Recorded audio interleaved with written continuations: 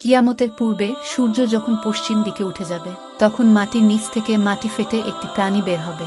এই প্রাণীটি মানুষের সাথে কথা বলতে পারবে। প্রাণীটির হাতে থাকবে মুসা আলাইহিস সালামের লাঠি এবং আঙ্গুলে থাকবে সুলাইমান আলাইহিস সালামের আংটি। এই প্রাণীটি বের হয়ে গোটা পৃথিবীতে ঘুরে বেড়াবে এবং তার হাতে থাকা সুলাইমান আলাইহিস সালামের আংটি দ্বারা যে সকল ব্যক্তি আল্লাহকে অস্বীকার করেছে তাদের কপালে কাফের লিখে দিবে এবং যারা আল্লাহর উপর ঈমান এনেছে তাদের কপালে মুমিন লিখে দিবে। সেই সময় পৃথিবীর অবস্থা এমন হবে, একজন মুমিন অন্য মুমিনকে দেখে চিনতে পারবে এবং একজন কাফের আরেক কাফেরকে দেখে চিনতে পারবে। কিন্তু সেই সময় কাফেররা চাইলেও মহান আল্লাহর কাছে তওবা করতে পারবে না, কেননা সূর্য সেই সময় পশ্চিম দিকে উঠে যাবে। আর সূর্য পশ্চিম দিকে উঠে যাওয়া মানে তোবার দরজা বন্ধ হয়ে যাওয়া। এই প্রাণীটি এসে সবাইকে উদ্দেশ্য করে বলবে, মানুষ কোরআনের আয়াত অস্বীকার করত, আর আমিও ছিলাম কোরআনের আয়াতের অংশ। আজ আমি বের হয়ে এসেছি। আর এই প্রাণীটির নাম হবে দাব্বাতুল আরদ।